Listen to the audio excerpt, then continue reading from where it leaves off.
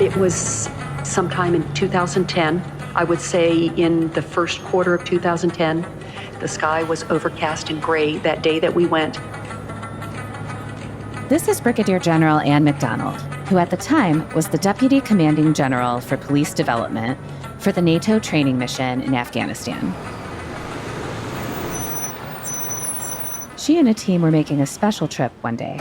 It just happened to be an opportunity to observe, and so a team was put together. It was really, really unique when you think about it. It was a female Judge Advocate General, a female doctor, a female, someone from mental health who might have been there, a female translator, and then myself.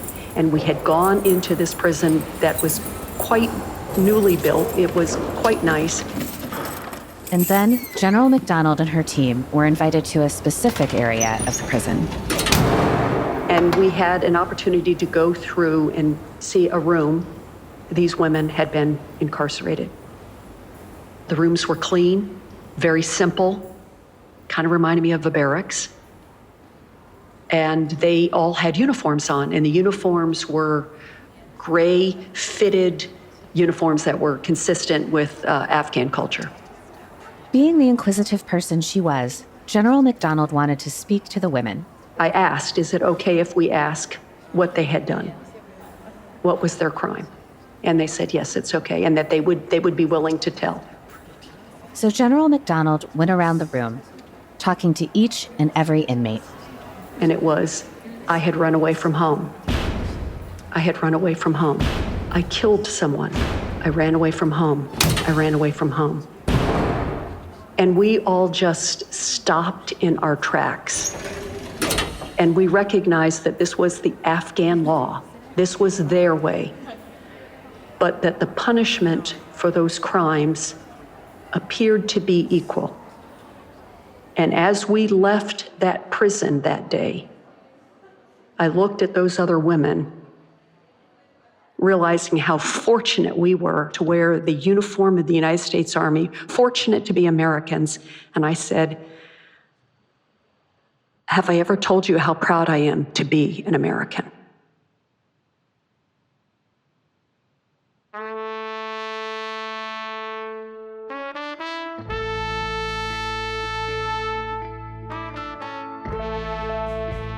This was General Macdonald's final role in the military after 30-plus years of service. Understanding the experience of women is something that's been close to her heart her entire career, which started when she was in the very first gender-integrated class at West Point Academy, and led to her breaking many glass ceilings as an aviator and officer.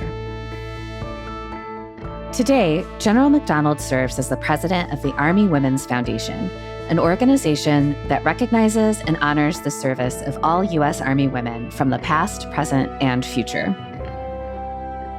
In today's episode, we honor General Macdonald and chat with her about the foundation, her career, and some memorable moments from an incredible life in service. I'm Carrie Varuhaikis, and this is Army Matters.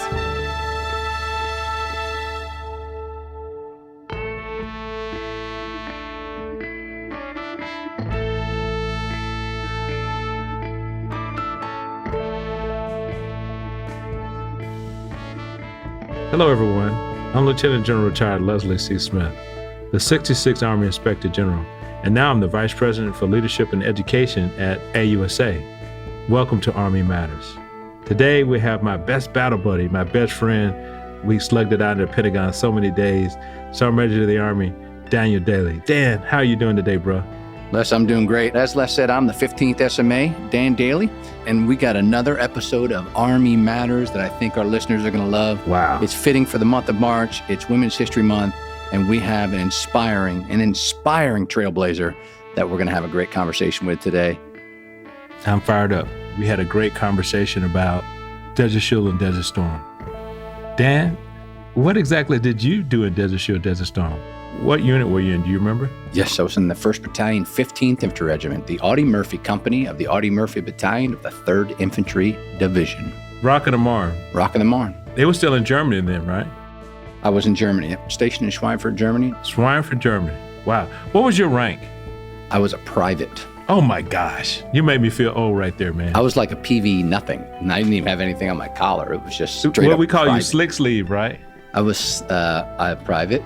That's what they called it. But that was the nickname, though, right? Slick sleeve. I don't know. I never heard that before. I was the RTO. Were you? This is interesting story. Okay, So hold on. sitting- You gotta tell people what RTO means. That What's was the radio acronym? telephone operator, and I had Yeah. this big radio on my back, and my whole job Big radio. Yeah. was to make sure that the platoon stayed in contact with the company. So we were out in the desert, just sitting out in the desert waiting for the war to start. And every time I'd go towards my platoon sergeant, he would shoo me away. And the reason why is because he was a Vietnam veteran. And he didn't want the radio next to him because it had a big whip antenna. Yep. Yep. And every time I went near him, he'd say, "Go over there and get next to the lieutenant." Yeah. Because in Vietnam, they used to target the RTO and the They did. lieutenants. They did. You know, so you couldn't call an airstrike. So, yeah, so that was my indoctrination to the Army. I graduated base training, flew to Germany, signed into my unit, and they sent me to Desert Storm. Wow. So I was a young captain.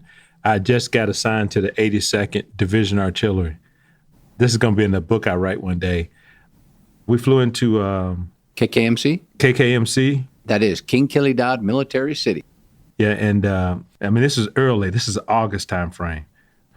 That's the first time I saw MLRS. You know, we had the Big Five, and the multiple launch rocket system was one of them. Yeah. Yeah, it was two of them on the C5 with about 35, 40 paratroopers from DuVernay. And I was like, wow, this is interesting. What are we going to do if they decide to come south? So it was an interesting story. Yeah. And, you know, that just reminded me of, we forget about the things that we do as young people and how it helps us develop us into who we are. That's why it's so powerful. The stuff that Ann talked about being a trailblazer, even though she didn't see herself as a trailblazer initially. Yeah, she was. I mean, and then it started with her story about being in the first class. Yes. First female class of West Point. Now, she was very humble about it. Yeah. But if you remember, and Yeah. I do clearly, Yeah. the hype about this in the media and Yeah. the pressure those ladies were under Yeah. was intense. And they persevered, overcame, and everybody, you know, there was haters out there that said, "Oh, we can't do this," if you remember. All Right. right. And I don't know what. That's awesome. So everyone, this episode was recorded before the Foundations Awards, which were held on March 22nd this month. And less another note we need to let our listeners know is that our guest is in Abu Dhabi. And we talked What? about that during this. Yeah, Abu Dhabi. It's a Wow. country, not in America. No, it's a city within what country? The UAE. Right. What does that stand for? Yeah, United Arab Emirates. There we go. That's right. You're right. It is a city. Did I say it was a country? You said it is. was a country, bro. It's a country. It's Okay. okay. It's like Texas. It's a Yeah, country. it's pretty big. That's yeah. right. It's like Texas. But anyway, we hope you enjoy the show. I'm fired up. Let's bring her on.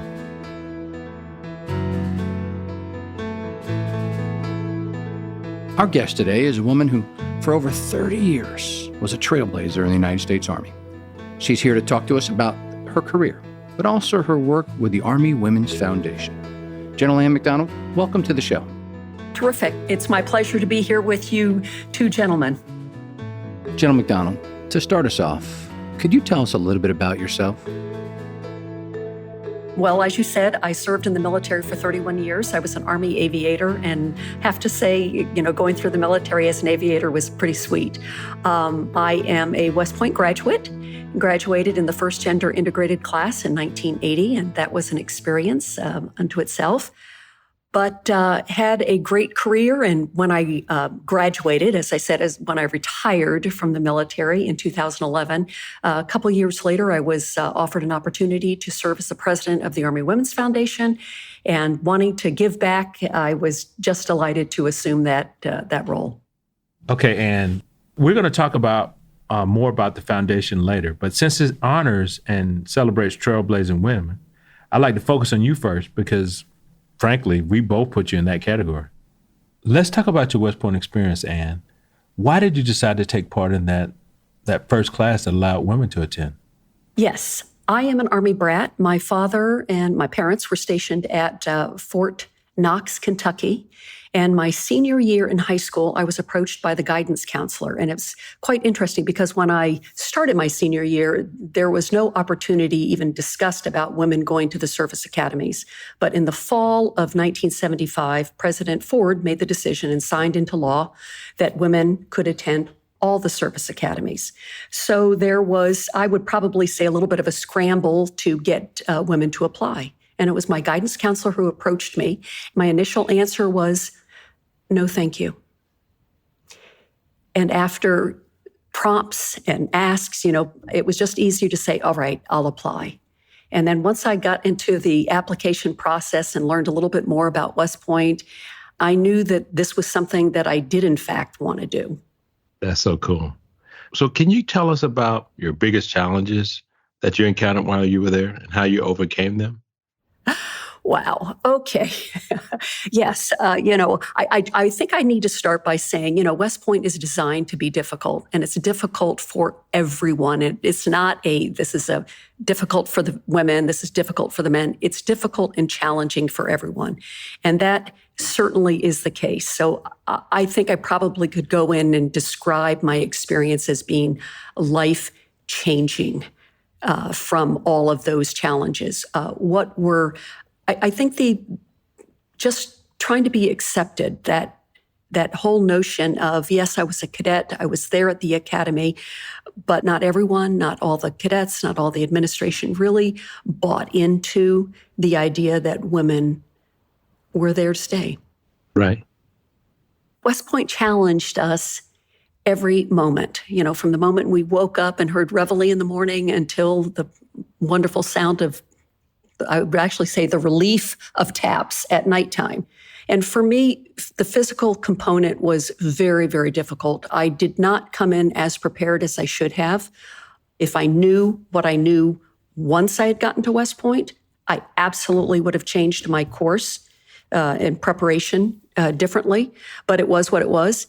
And so I just needed to work within the system and push myself to the uttermost limits, which I did. And from that, learned resilience and learned about myself and what I could take and what I could do and how I could push myself, how I could be a good teammate, how I could be a good squad mate with other people.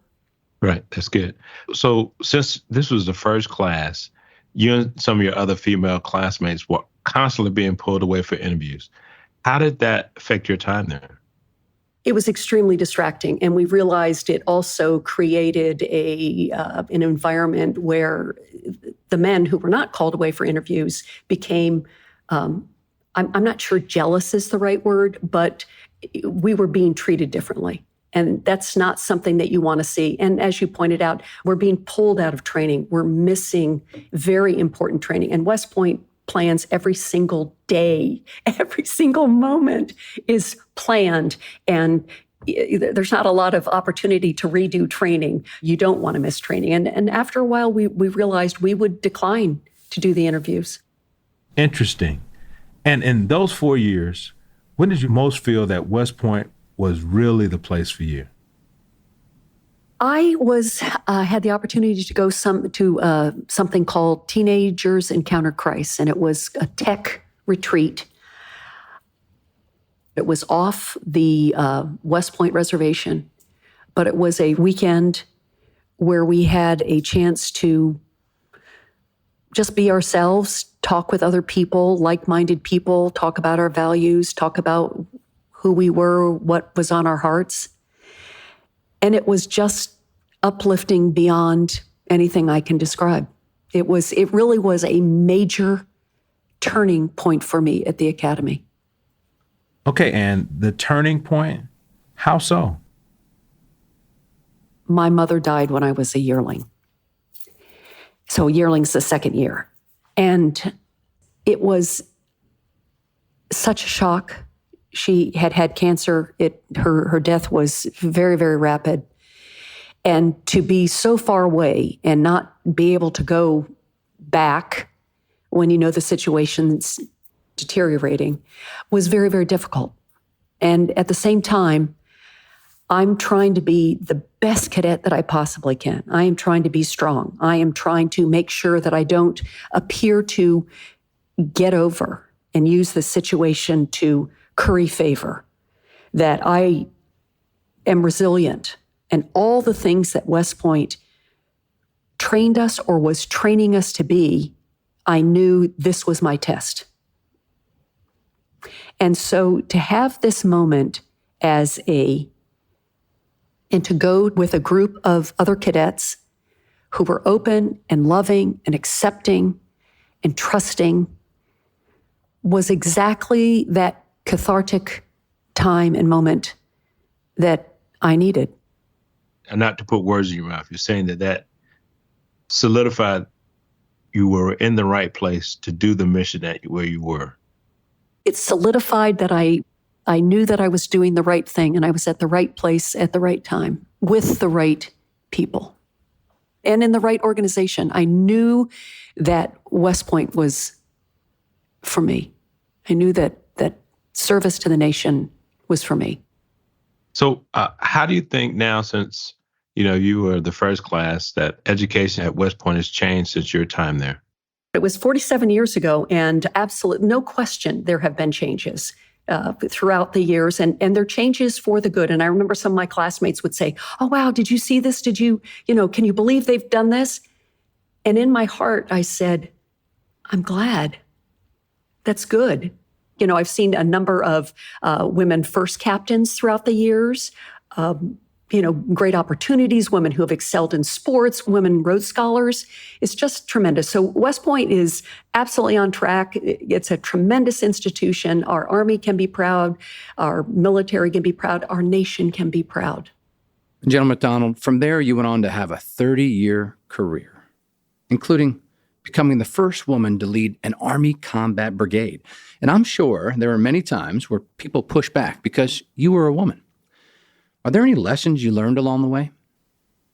Well, I guess I'll go back to, I haven't even gone forward, but I will tell a story about when I was an advanced individual training company commander. And in this particular, I had a cadre of drill sergeants who were just absolutely fabulous. And they had been in the dining facility, and one of my peers, one of my company commanders, was, I'll just say, talking smack. And the next thing I know, these drill sergeants came into my office, and I looked up, and they went on to tell me that one of my company commanders was saying something about me in the dining facility. And of course, my initial reaction was, I've been through much worse.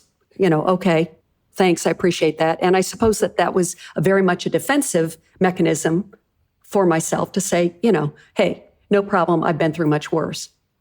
But when they got up and they said, well, we just want you to know we have your back. And then they departed. And in that moment, I realized this has nothing to do with the comment or my peer. It has to do with those 5 drill sergeants who had pledged their loyalty to me. And I was like, wait a minute, get back in here. And it really reinforced loyalty being a two-way street, up the chain and down the chain. And I have never, ever forgotten that. I've never forgotten that lesson I learned, but more importantly, that cadre who was there together to make sure that we trained the best. They were 67 Victor aircraft mechanics. And, I knew that we were going to be the team that was going to be unbeatable, and we were. Ma'am, that is an incredible story. When I was a Sergeant Major of the Army, we made the decision to open up Ranger School to women. And I'll tell you, I got a lot of comments from some of the older folks. But the reality is, there's women out there that can do it. And it was just a matter of time before they proved it.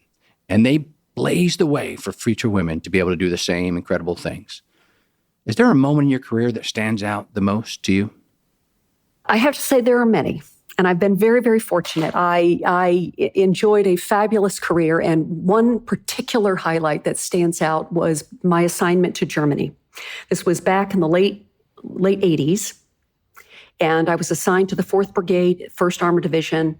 And our mission was to provide defense along the West German, East German border.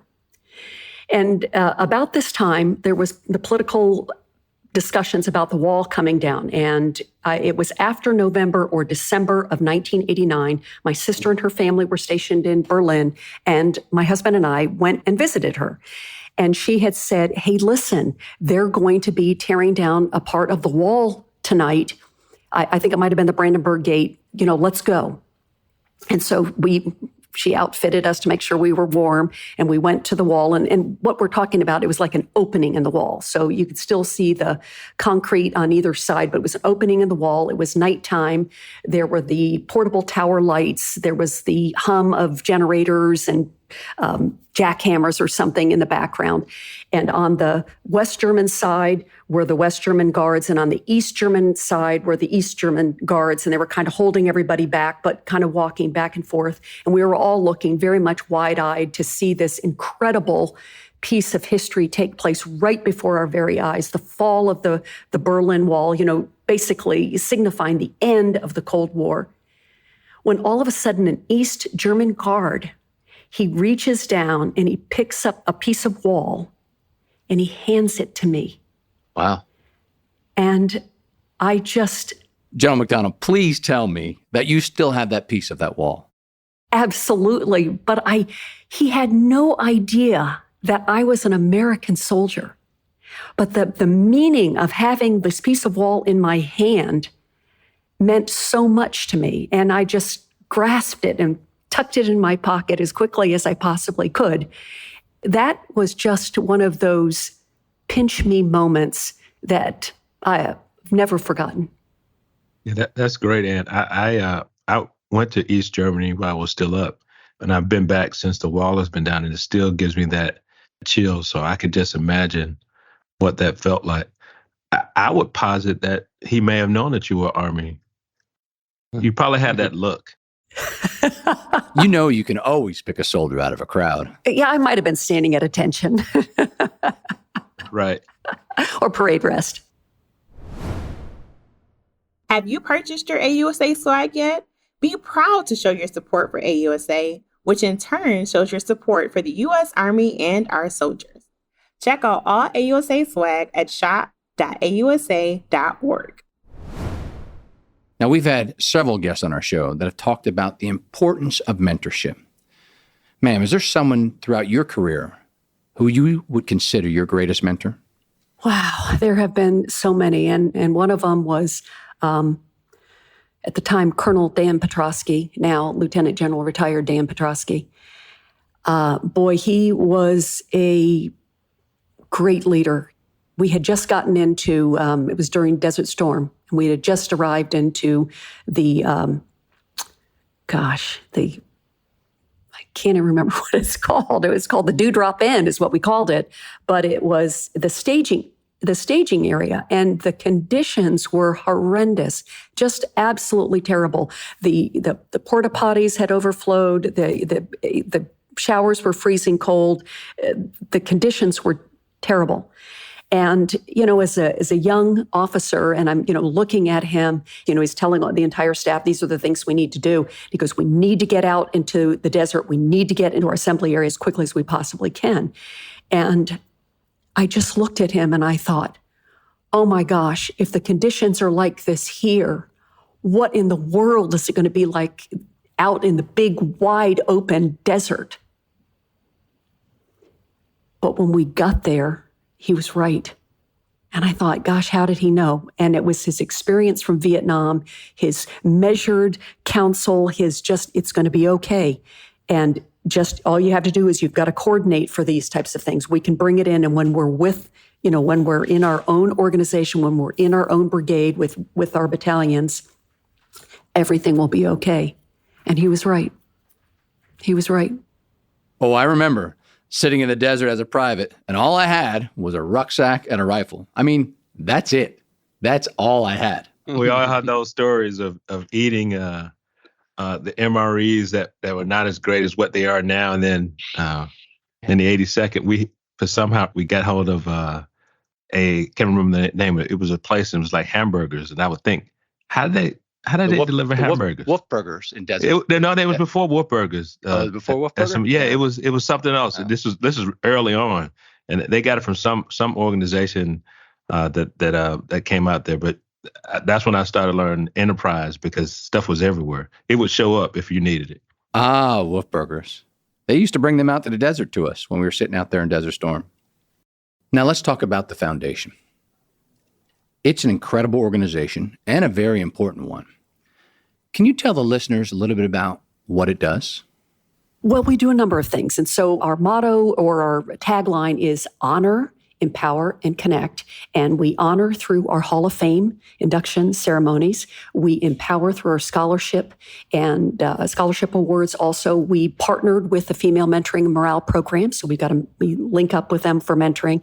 And we connect through our programs. We connect when we have our professional development at the Association of the United States Army, where we meet every fall at the annual meeting and have an opportunity to share and discuss things and to learn from each other. And I'm pleased to announce that every year we celebrate Women's History Month by hosting our annual scholarship awards and Hall of Fame induction ceremony. And this year we will present 22 scholarship awards and we will also induct 6 women into our Hall of Fame and 2 other individuals into who will receive our Champions Award. So we are super excited. It is a tremendous lineup.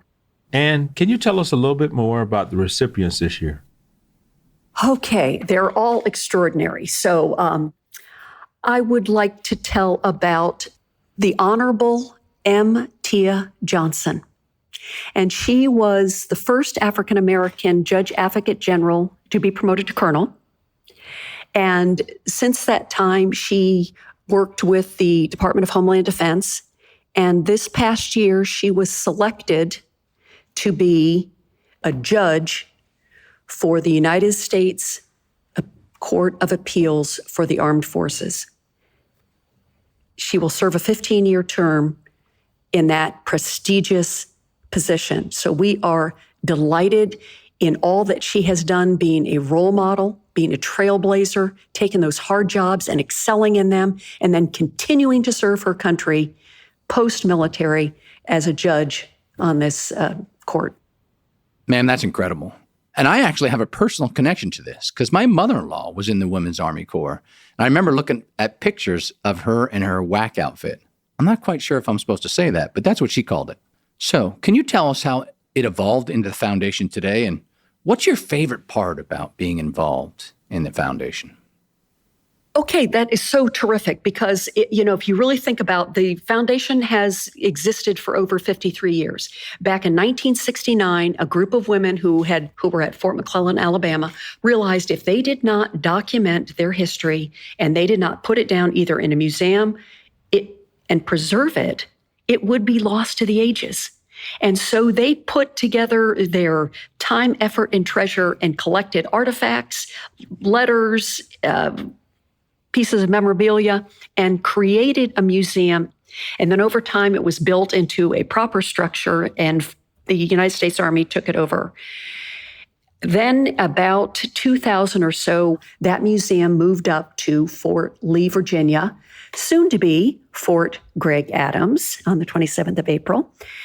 And it was redesignated from the United States Army Women's Army Corps Museum to become the United States Army Women's Museum. You asked me what's my favorite part? My favorite part is knowing that we stand on the shoulders of those incredible women who served in the Women's Army Corps and realized that if we don't write it down, it will not be remembered. And so it will be remembered. Yeah, and that's awesome. So I went to my officer basic course and advanced course at Fort McClellan, Alabama. And I remember touring the Army Women's Museum. It was mandatory, and it was so cool to see it. I learned a lot. Now, okay, so you're living in Abu Dhabi with your husband, who was also an Army officer, an aviator too, right? Can you talk about some of the challenges about being a military couple? So we met when we were captains, and I got to say, I had a boss who did the matchmaking for that, and it worked. I'll tell you, we always talk about in the military that, you've got to have a support system. Your support system's maybe your squad, and, you've got that trust, and your support system is your family, and our families are so incredibly important. And to have a service member who's also your family member, it can present challenges. Sometimes it's wonderful because he totally understood what I was going through. And yet sometimes he would point out things where I was not being all I could be. And so, to have that mirror shown in your face, whoa, sometimes it wasn't what I wanted to hear, but it was exactly what I needed to hear. So that's one aspect. But I do have to say, it's a different dynamic. We were both stationed together in Afghanistan. And, I could hear some of the comments, oh, you're so lucky your spouse gets to be here. Now, he was in a completely different location as the crow flies, not far, but, because of the security of the situation, it might as well have been 50, miles away. But, yes, it was convenient, nice to have him close by. But I have to tell you, I'm not sure there were other service members who had to worry about the safety of their spouse. And so that was something that was always in the back of my mind. And I'm sure in the back of his mind, is everything okay? We're running out of time, man. So I have to ask one final question.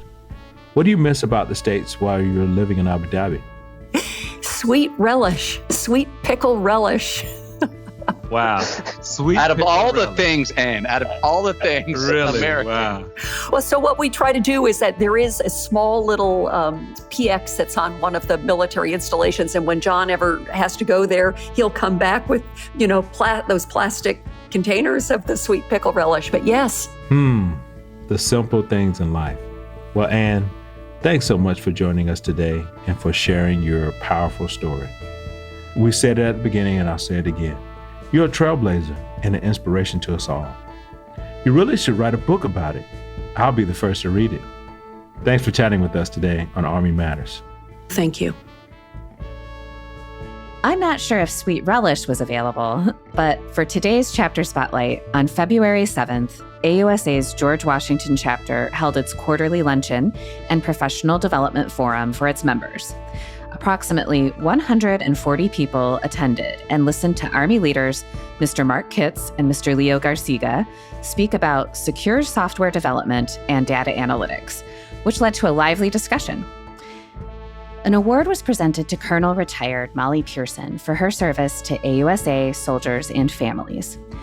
And a grant was also presented to support the Joint Base Meyer-Henderson Hall's food insecurity programs.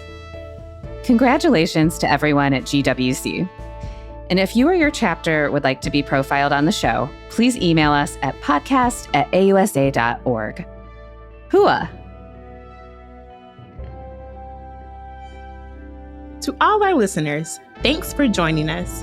Army Matters is brought to you by the Association of the United States Army, the U.S. Army's professional association, member-supported, Army-connected. Visit us at ausa.org for more information or to become a member. Your membership helps AUSA continue to carry out its mission, educate, inform, and connect with the total Army, our industry partners, and supporters of a strong national defense. Today's episode was hosted by Lieutenant General Retired Les Smith and SMA Retired Dan Dailey, and anchor hosted by Carrie Barrow-Heckes. Anthony Del Call is the producer and writer, and Andy Bosnack is the supervising sound editor.